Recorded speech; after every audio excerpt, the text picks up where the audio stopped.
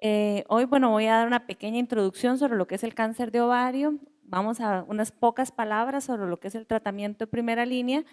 Nos vamos a basar principalmente en el tratamiento de la enfermedad recurrente platino sensible, un poquitito apenas sobre la enfermedad platino resistente y conclusiones.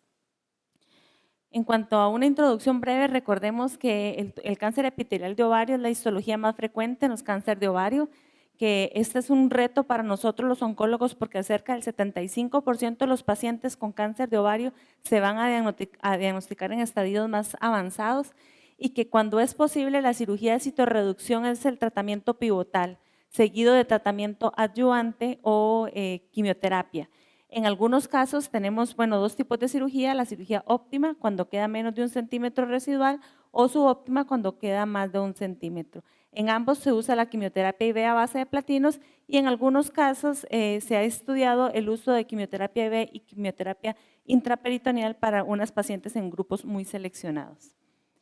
En cuanto a la primera línea de tratamiento en cáncer de ovario, el estándar de tratamiento es el tratamiento con quimioterapia a base de carboplatino, paclitaxel. Hay 3 grandes estudios, uno japonés, uno italiano y uno americano, los cuales justifican el uso de esta quimioterapia. Ambos estudios lo que hacen es comparar la quimioterapia convencional, que sería tanto carboplatino como paclitaxel cada 3 semanas, con dosis densas, que sería paclitaxel semanal, mostrando impactos a nivel de sobrevida y sobrevida libre de progresión y sobrevida global. El estándar de cuál es mejor, si cada 3 semanas o paclitaxel cada 3 semanas o paclitaxel semanal, aún no está bien definido, aún no está determinado, sigue siendo una incógnita.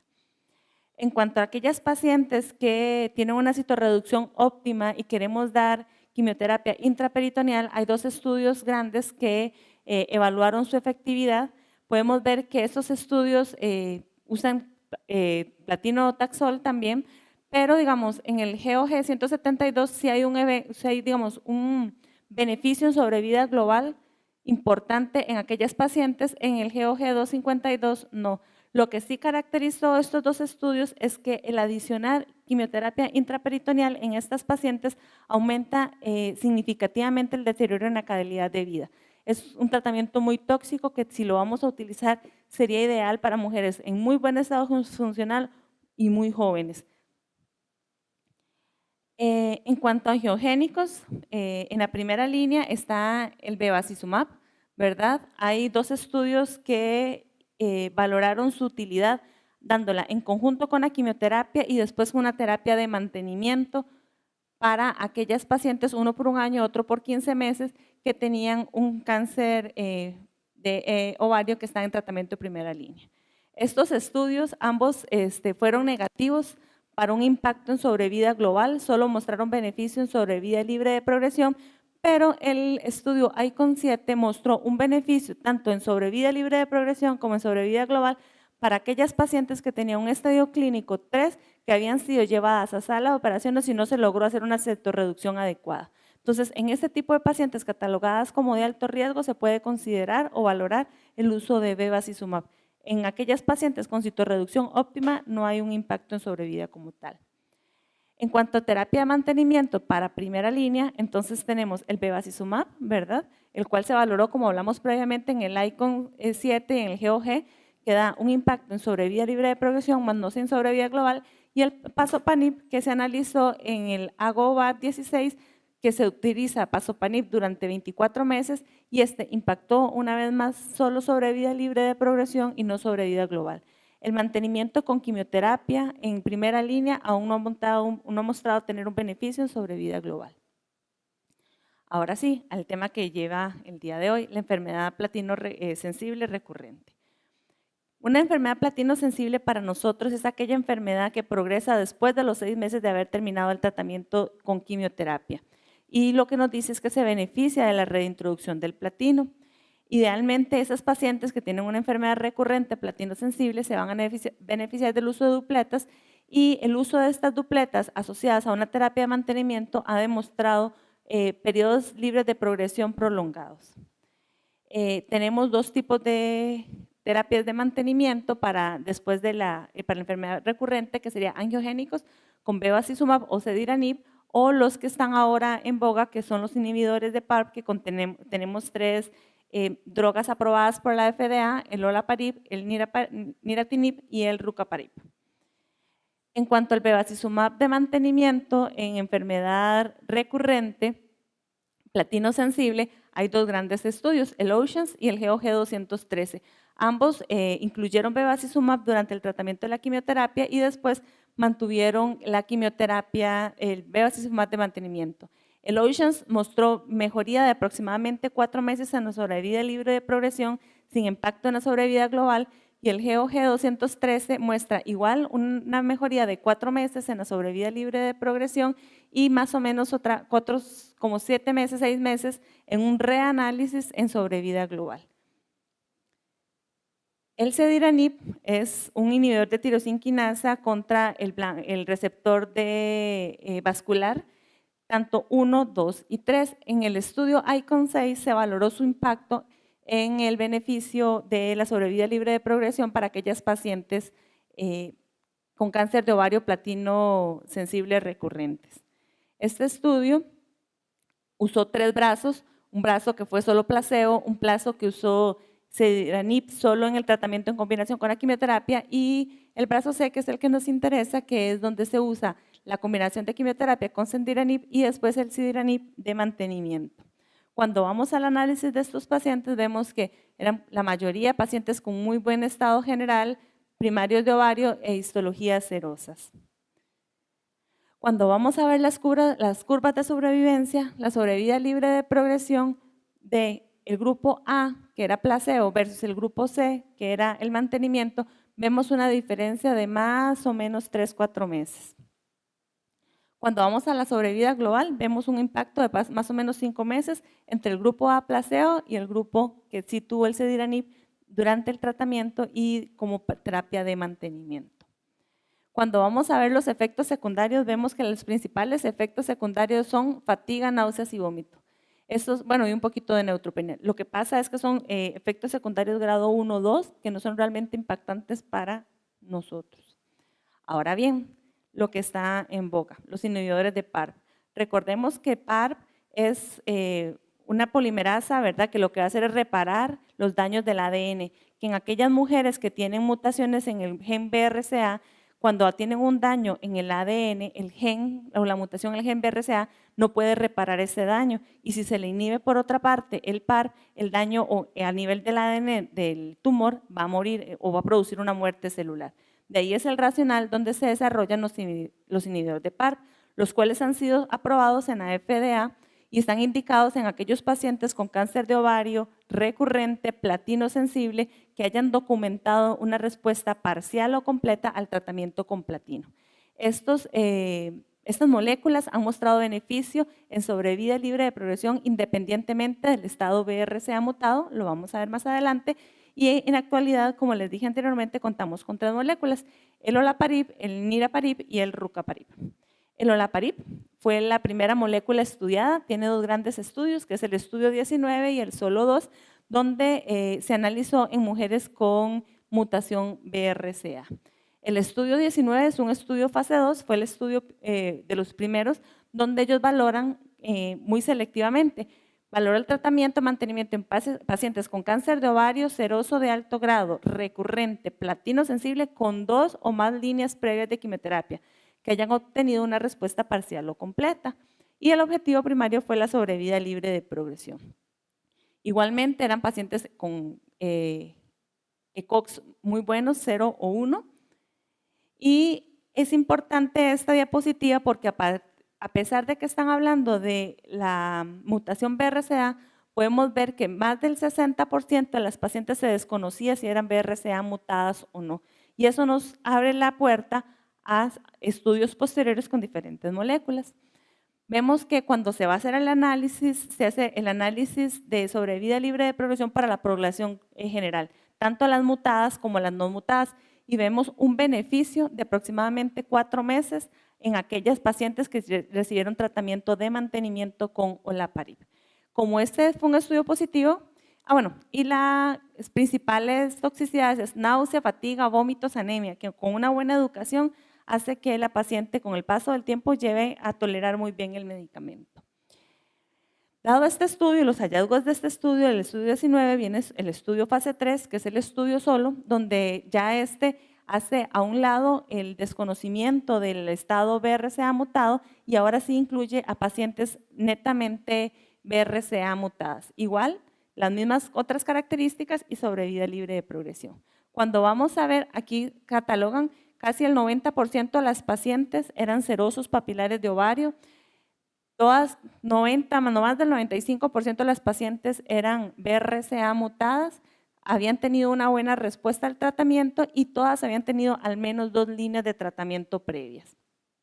Cuando vemos las curvas de sobrevivencia, vemos que la sobrevida libre de progresión para aquellas pacientes que se sometieron al mantenimiento es de casi 14 meses. Es pues muy positivo. Cuando vamos a ver, los efectos adversos son semejantes a los que se documentaron en el estudio 19, lo que hace que esto empiece a ser como un estándar en el tratamiento o para aquellas pacientes que tienen la mutación BRCA. Con esto nacen otras moléculas, viene la molécula que se llama el niraparib. El niraparib es un inhibidor PARP que ofrece un beneficio clínico independientemente de la mutación.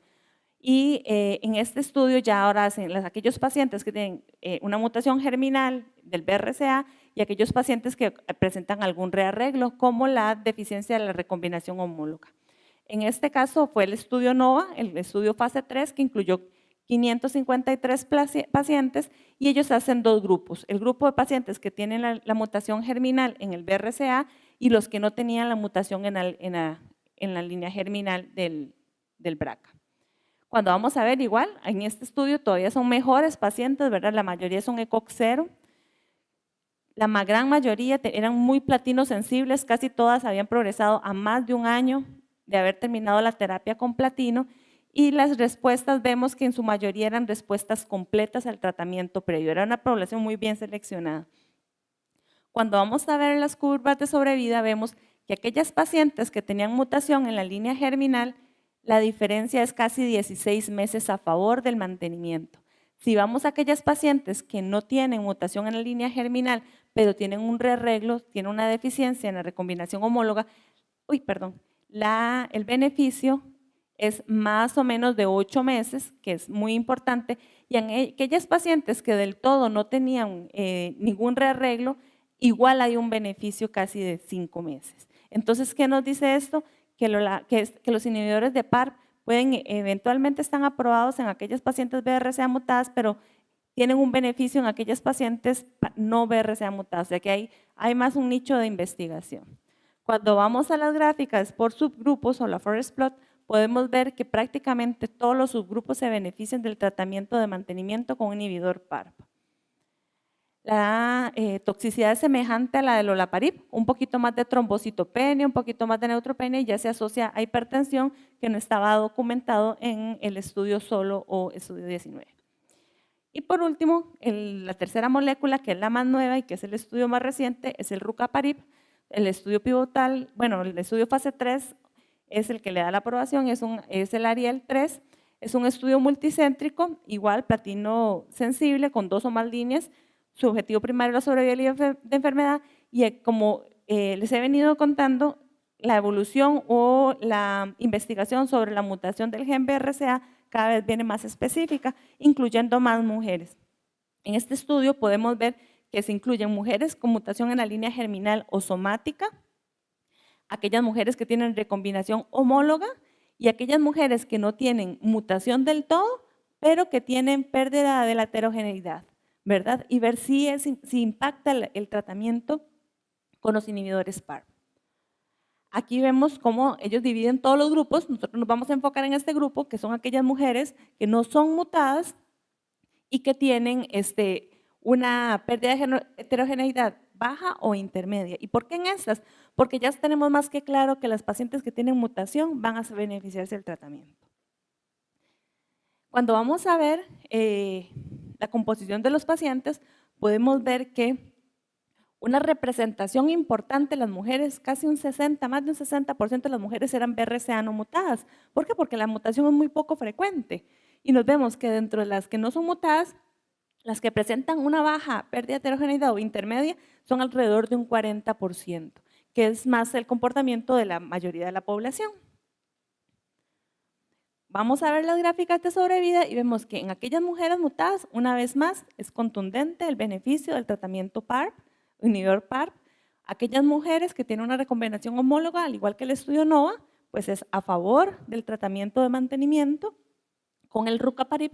Pero cuando ya vamos a aquellas pacientes que tienen un BRCA no mutado, pero que tienen pérdida de heterogeneidad, ellos comparan los que tienen una alta pérdida de heterogeneidad versus las que tienen una baja. Y aún así, aquellas mujeres no mutadas que tienen alta pérdida de heterogeneidad, tenemos un impacto positivo de casi 4 meses y medio a favor del uso de rucaparib.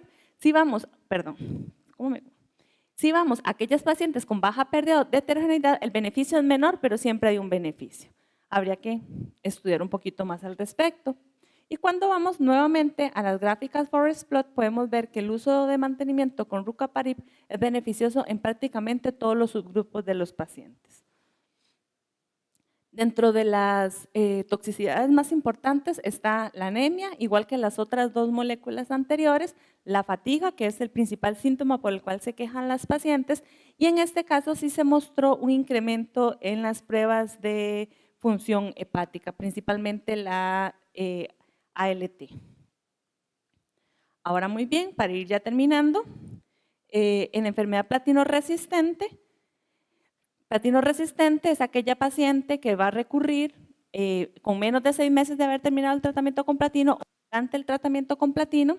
En este caso, usualmente lo que se recomienda es tratamiento con monoterapia, ¿verdad? Hay diferentes drogas que han mostrado un beneficio en este tipo de tratamientos, sin embargo, con tasas de respuesta muy pequeñas, ¿verdad? 23, 27, menos de un 30%.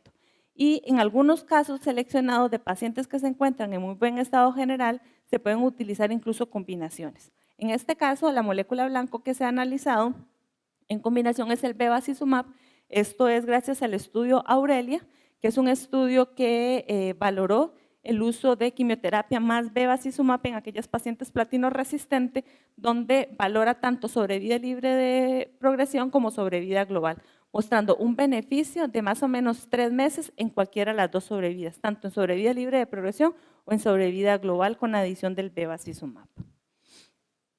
Entonces, concluyendo, el uso de bevacizumab en primera línea se debe reservar solo para aquellas pacientes de alto riesgo que consideramos que son aquellos ensayos clínicos 3 con enfermedad abundante que no se logró hacer una citorreducción óptima. La enfermedad recurrente platino sensible, el uso del PARP como terapia de mantenimiento es un nuevo estándar del tratamiento. Tenemos que buscar la forma de poderle ofrecer a nuestras pacientes inhibidores del PARP como parte de la terapia de mantenimiento y que el bevacizumab puede ser considerado como parte del esquema de tratamiento en aquellas pacientes con enfermedad platino resistente. Y ya terminé.